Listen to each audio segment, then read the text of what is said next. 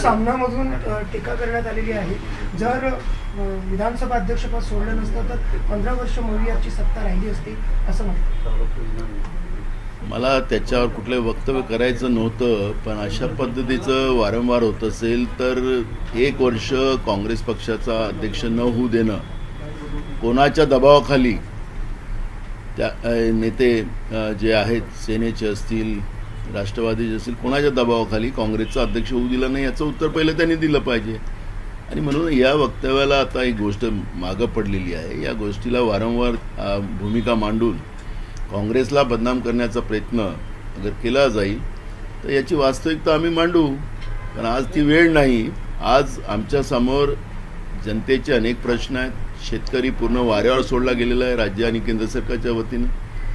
अवकाळी पावसामुळे मोठ्या प्रमाणात नुकसान झालं. मागचाही अवकाळी पाण्याचे अजूनही पैसे दिले नाही आणि त्याच्यामुळे ना शेतकऱ्यांचं धान्य घेतलं जात, त्याचे पैसे वेळेवर दिले जात नाही. रोज महाराष्ट्रामध्ये मी अधिवेशनाच्या काळात 4 शेतकऱ्यांच्या रोज आत्महत्या होत्या सांगितलं, आता त्या 6 वर गेल्या. आणि त्याच्यामुळे महाराष्ट्र ज्या पद्धतीनं आज पेटते आहे, जनसामान्य लोकांना महागाईच्या याच्यामध्ये टाकलेले आहेत, ते प्रश्न आमच्यासाठी महत्त्वाचे आहेत आणि काँग्रेस ते प्रश्न घेऊन पुढे जात आहे. मी जास्त जे आलं अंगावर, जास्तच काँग्रेसला बदनाम करण्याचा प्रयत्न आणि आमच्या हायकमांडला त्या पद्धतीचं बदनाम करण्याचा प्रयत्न झाला तर मग ही घटना मी सगळं त्या जनतेच्या समोर आणायची वेळ त्यांनी आणू नये एवढं माझं त्यांना संकेत आहे. त्यांच्या या वक्तव्यामागे एक शंकेची सुई की महायुतीचं सरकार येण्यामध्ये पहिलं पाऊल नाना पटोलेंनी उचललं, अध्यक्षपदाचा राजीनामा दिला असा आरोप होती तुमच्यामुळे सत्ता. मी आपल्याला तेच सांगतोय की मी त्यांना संकेत दिलेला आहे आणि हे वेळ आणू देऊ नका माझ्या आणि माझ्या पक्षासमोर. त्यामुळे आम्ही जे काही अलायन्स आहे त्यांना घेऊन चालण्याची भूमिका आमची नेहमी राहिलेली आहे आणि काँग्रेस पक्षाने भाजपसारखं आपल्याच अलायन्सला संपवण्याचं काम कधी केलेलं नाही. त्यामुळे मला आणि माझ्या पक्षाला एक संयम आहे आणि काँग्रेस पक्षाचा विचार असा नाही की आम्ही आपल्यासोबत असलेल्या लोकांवर टीका करायची भूमिका आमची नाही. पण जास्तच अति झालं तर हायकमांडची परवानगी घेऊन जे आमच्या हायकमांडलाही माहीत आहे ती घटना सगळी, त्याच्यामुळे हायकमांडची परवानगी घेऊन मी वास्तविकता लोकांच्या समोर मांडू, म्हणजे सगळे जे टीका करणारी लोक कसे उघडे पडतील त्यांना माहिती आहे. मग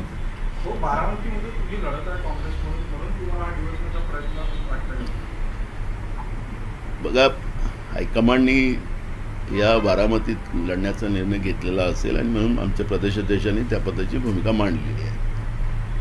त्यामुळे त्याच्यावर आता मी प्रतिक्रिया देणार नाही. एक राहिलं, काँग्रेसला सातत्यानं आमचे सहकारी पक्ष डिवचतात हे अनेक दिवसापासून आपण पाहत आहे.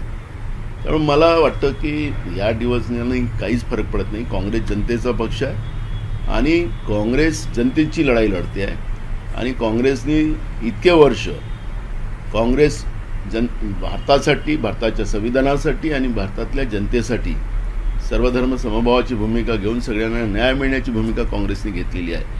त्याच्यामुळे हे जे काही लोक काँग्रेसवर वारंवार टीका करतात आहेत त्याला आता जनतेला कळलेलं आहे की काँग्रेसच ही महत्त्वाचं आहे आणि काँग्रेसच आम्हाला सगळ्यांना न्याय देऊ शकते ही भूमिका आहे. त्याच्यामुळे मला यांच्यावर प्रतिक्रिया देण्याचं काही आज कारण नाही. पण ज्या दिवशी हायकमांडने मला परवानगी दिली तर मी हा पडदा कसा फाडायचा ते मला माहिती आहे.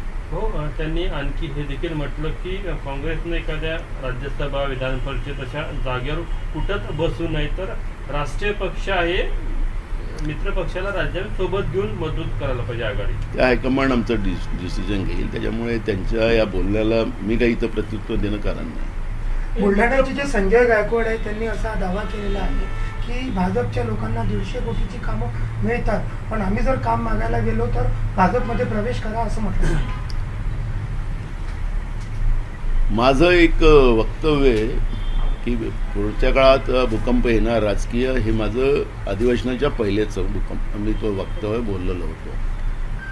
आणि हे खरात प्रकरण जे आहे हे खरात प्रकरण पॉलिटिकली आणलं गेलेलं होतं, कारण की सरकारला माहिती होती मुख्यमंत्री तिथं जातात, देशाचे गृहमंत्री तिथं जातात, अर्धा डझनपेक्षा जास्त राज्याचे मंत्री त्या ठिकाणी जातात, सत्ता पक्षाचे जवळपास 60-70 आमदार त्या ठिकाणी गेलेले आहेत सगळ्यांचं फोन आता तर ते बाहेर पण आलं की पोलिसांच्या चौकशीमध्ये ते कसं आली माहिती अजून त्याची माहिती नाही कोणी दिली, गृहमंत्रालयातून ती माहिती गेली काय, कोणी दिली, की किती त्याच्यामध्ये आलेले आहेत. आता हे टार्गेट आणि सावज गृहमंत्रालयाच्या माध्यमातून निवडण्याचं काम सुरू झालेलं आहे.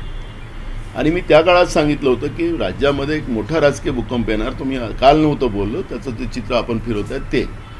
आता हा जो भोंदूबाबा अशोक खरात जो आहे तो विषय आम्हीच विधानसभेत आणला आणि ज्या पद्धतीनं आज आता त्याला ईडी लागलं आहे, SIT आणि ईडी दोघं काम करणार आहेत, मोठ्या प्रमाणात पैसे बाहेर गेलेले आहेत, त्याच्यात किती लोकांचं शोषण झालेलं आहे, किती लोकांनी त्याला फोन केलेले आहेत, या सगळ्या गोष्टी आता गृहमंत्रालयाच्या माध्यमातून त्यांचे काही प्रवक्ते ठरवलेले आहेत, ज्याच्या प्रवक्त्याच्या माध्यमातून मांडलं जातं. प्रवक्ते कोण आहेत मी त्याच्यावर काही नाव घेणार नाही. आणि मग या पद्धतीचं टार्गेट करून सोबत असलेल्या पक्षाला मी अनेकदा सांगितलेलं आहे की जे सोबत असलेले पक्ष जे आहेत त्या पक्षांना कसं अडचणीत आणायचं, नुसतं निधीपुरतंच नाही. संजय गायकवाडांना थोडा गैरसमज असेल, नुसत्या निधीपुरतंच नाही तर हे सगळे पक्ष कसे संपवता येईल त्याचा भाजपचा तो प्रयत्न सुरू झालेला आहे आणि ते त्या टार्गेटमध्ये आलेले आहेत. त्यामुळे आता पुढचा काळ जो आहे या महायुतीचा तो किती मोठा भूकंप त्या माहितीत होईल त्याचं चित्र आपल्याला पाहायला मिळणार आहे. आणि मी हे बजेट अधिवेशनाच्या पहिले हे वक्तव्य केलेलं होतं आणि त्याचं चित्र आज महाराष्ट्रात आपण पाहतोय. मोठा भूकंप होईल म्हणजे झालाय, आता खऱ्याच प्रकरणात झाला असं वाटतं की याचे राजकीय परिणाम काय होतील असं वाटतंय. एक बघा, मोदी आणि अमित शहा या देशाच्या राजकारणात आल्यानंतर, सत्तेत आल्यानंतर त्यांनी ज्या पद्धतीचं ब्लॅकमेलिंगचं राजकारण जे सुरू केलेलं आहे ते महाराष्ट्रात सुरू झालेलं आहे. अशोक खरात फाईल ही जी आता तयार होणार आहे, तसं अमेरिकेच्या अध्यक्षांनी ट्रम्पनी आणि तिथल्या व्यवस्थेने ज्या पद्धतीने एप्स्टीन फाईल तयार केली तशी आता हे महाराष्ट्रामधली खरात फाईल आहे. त्याच्यापेक्षाही पुढं जाऊ शकतं. फक्त तिथं लहान पोरींना खातं होतं, त्यांना तरुण राहायचं असं वगैरे काही एप्स्टीन फाईलमध्ये होतं. इथेही नरबडी झालेली आहे. आता हे नरबडी कशासाठी झालेली आहे हेही कळायला कारण नाही. तर ह्या गोष्टी जेव्हा पुढे येतील आणि याच्यामध्ये जे कोण आहेत त्यांना बरोबर आता टार्गेट कसं केलं जाईल हे तुम्हाला आता कळणारच आहे. त्याच्यामुळे सरकारी पक्ष जे माहितीतले आहे आणि सत्तेमधले जे काही कलावंत मुख्यमंत्र्याच्या खुर्चीपर्यंत पोहोचण्याचा प्रयत्न करत आहेत, या सगळ्यांचं कसं टार्गेट केला जाईल, कसा गेम केला जाईल हे तुम्हाला पाहायला मिळणार आहे. आणि आम्ही या सगळ्या घटनेवर नजर ठेवणं, खरातच्या प्रकरणावर रोज काय आम्हाला बोलायचं नाही आहे, कारण की तिथं चौकशी सुरू आहे. आणि खरात प्रकरणामध्ये वास्तविकता मी त्या दिवशी विधानसभेत सांगितलं की यांच्याजवळ 35च आहेत, आमच्याजवळ खूप सारे व्हिडिओज त्याच्यामधले आहे आणि कोण कोण त्याच्यात सहभागी आहे याची सगळी माहिती आमच्याजवळ आहे. पण आता सरकारने त्याच्यावर इन्क्वायरीज लावलेली आहे आणि त्याच्यामुळे जे चौकशीत पुढं काय येतं ते सगळ्या गोष्टी जेव्हा पुढे येतील त्यावेळेस सरकारने मुद्दामून काही गोष्टी सोडल्या असतील तर ते सरकारला आम्ही लक्षात आणून सरकारला त्याच्यामध्ये धारेवर घेऊ. राहुरीची पण निवडणूक जी आहे ती बिनविरोध करण्याचा भाजपचा प्रयत्न आहे. प्राजक्त तनपुरेच्या कार्यालयात आता रवींद्र चव्हाण गेले आणि त्यांनी मुख्यमंत्र्यांसोबत बोलणं करून दिलं, त्यामुळे प्राजक्त तनपुरे आपली उमेदवारी परत घेऊ शकतो. मला आत्ता त्याच्यावरची चर्चा करायची नाही. जेव्हा विड्रॉलपर्यंत काय परिस्थिती होते त्याच्यावर चर्चा करण्यापेक्षा मला वाटतं की राज्यात अनेक प्रश्न आहेत. गॅस सिलेंडर मिळत नाही. 31 दिवस, आज तुम्ही सिलेंडर मिळाल्यानंतर 35 दिवसानंतर तुम्हाला अर्ज करायचा. पहिले 21 दिवस होते, आता 35 दिवसावर आलं. 60 रुपये वाढ केली. बाजारामध्ये काळा बाजार मोठ्या प्रमाणात होती आहे. 4-4 हजार रुपयाला तो सिलेंडर विकला जातो आहे. जनतेची सर्रास लूट चाललेली आहे. सरकार आपल्या राजकारणामध्येच लागलेली आहे. सरकार पूर्ण दुसऱ्या राज्यातले ज्या 5 राज्याच्या निवडणुका आहेत त्या महाराष्ट्रातले महान नेते तिथं पोचलेले आहेत. राज्यामध्ये संकटाचं अवकाळी पाऊस आणि या सगळ्या महागाईचा भडका उठलेला आहे. सरकारला घेणं देणं नाही अशा पद्धतीची परिस्थिती आज महाराष्ट्रात आहे. आणि मला असं वाटतं की महाराष्ट्राची जनता वाऱ्यावर आणि सरकार सगळ्या विमान दौऱ्यामध्ये 5 राज्याच्या निवडणुकीत लागलेलं आहे असं चित्र आपण पाहतोय. तुम्ही बारामतीमध्ये बिनविरोध होऊ देत नाही, तिथं उमेदवार देत आणि राहुरीमध्ये जर होणार असेल तर मी विड्रॉल पर्यंत अजून त्याच्यावरती चर्चा करणं बरोबर नाही. सामनामध्ये जे म्हटलेलं आहे की मित्रपक्षात त्यांचे सन्मान न ठेवता अशी भूमिका घेणे हे काँग्रेसची संकुचित वृत्ती आहे, अशा शब्दात लिहिले सामनात. मला असं वाटतं की कोणाची संकुचित भूमिका आहे काय आहे त्याच्यावरचं मी तुम्हाला सांगितलं की हायकमांडची एकदा परवानगी घेऊन या सगळ्या घटनेचा पर्दाफाश आम्ही करू. त्याच्यामुळे संकुचित कोण आहे हे सांगण्याची वेळ मला आणू नको द्या त्यांना म्हणा. तर त्याच्यामुळे ते सामनाने काय लिहिलं काय नाही त्याच्यावर मला प्रतिक्रिया आता देण्याचं काही कारण. हो, हर्षवर्धन सपकाळ यांनी बारामतीमध्ये ज्यांनी जागेची इतक्या आग्रहाने मागणी केली आणि आज नामांकन अर्ज भरण्याची वेळ आहे तर ते त्याकडे पाठ फिरून केरळला निघून गेले. काही त्यांना बोलवलं असेल हायकमांडने तिथं प्रचाराला त्याच्यामुळे गेले असतील. ते राजकीय दबावामुळे राजकीय दबाव मला नाही ना म्हणजे आता निवडणुका चालू आहेत गेले असतील. नितेश राणे यांच्या पुन्हा एकदा वादग्रस्त वक्तव्य समोर आलेलं आहे. त्यांनी असं म्हटलं की छत्रपती शिवाजी महाराज हे सेक्युलर राजे नव्हते.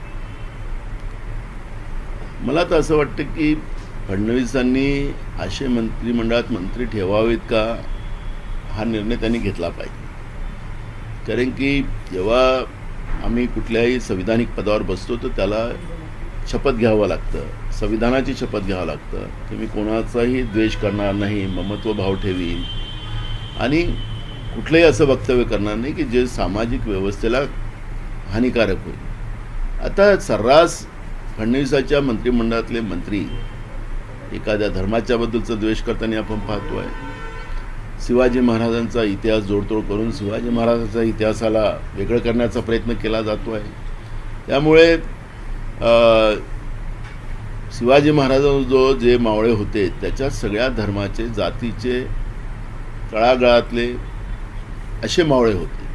त्यामुळे ज्यांना इतिहासाची माहिती नसेल त्यांच्याबद्दल मी काय वक्तव्य करावं. पण फडणवीसांनी या सगळ्या प्रकरणावर लक्ष घातलं पाहिजे जेणेकरून महाराष्ट्रातलं शाहू फुले आंबेडकर विचारधारेला जे संपुष्टात आणण्याचा प्रयत्न तुमच्याच मंत्रिमंडळात केला जात असेल तर हे राज्य तुम्हाला कधी माफ करणार नाही.